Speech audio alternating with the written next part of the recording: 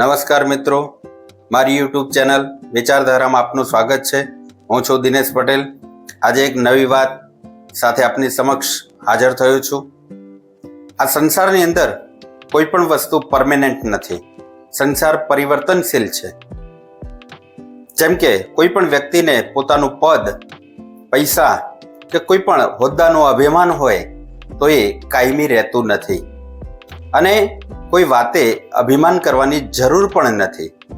જેમ કે આપણે જાણીએ છીએ રાજા રાવણનું પણ અભિમાન નથી રહ્યું.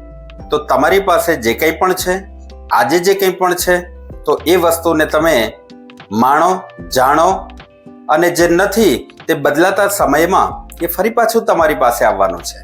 તો નથી એનું દુઃખ વ્યક્ત ન કરો અને છે એનું અભિમાન ના રાખો અને સૌની સાથે હળી મળીને જીવો.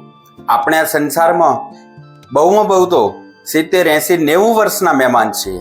ત્યાં સુધી આપણે શાંતિથી જીવીએ, બીજાને શાંતિથી જીવવા દઈએ અને આપણને જે પદ, પૈસા, પ્રતિષ્ઠા જે કંઈ પણ પ્રાપ્ત થયું છે એનો આનંદભેર, ઉત્સાહભેર આપણે પણ માણીએ અને બીજાને પણ શાંતિથી માણવા દઈએ અને જીવન જીવવા દઈએ.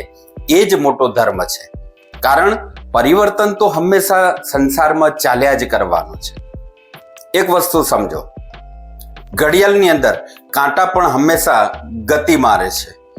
એની સ્થાન, એની જગ્યા બદલતા રહે છે અને બદલતા રહે છે તો જ એ ઘડિયાળ ચાલુ છે. અને જો એ કાંટા એક જગ્યાએ ચોંટી જાય છે તો એવું કહેવાય છે કે ભાઈ આ તો ઘડિયાળ બંધ છે, લોકો એને ઇગ્નોર કરે છે, એના તરફ ધ્યાન આપતા નથી.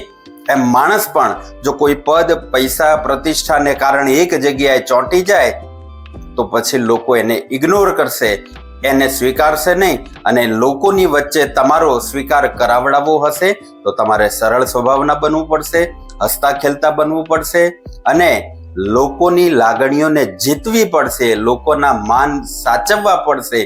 તો જ તમે આ સંસારમાં, આ દુનિયામાં ટકી શકશો અને લોકોનો પ્રેમ જીતી શકશો. બસ આ જ આપણું જીવન છે, આ જ આપણી મૂડી છે. લોકોનો પ્રેમ જીતો અને લોકોને પ્રેમ આપો. આ મારો વિચાર આજનો. આશા રાખું છું તમને ગમ્યો હશે. આ સાથે વિરમું છું. નવી વાત, નવા વિચાર સાથે ફરી મળીશું. નમસ્કાર, જય હિન્દ.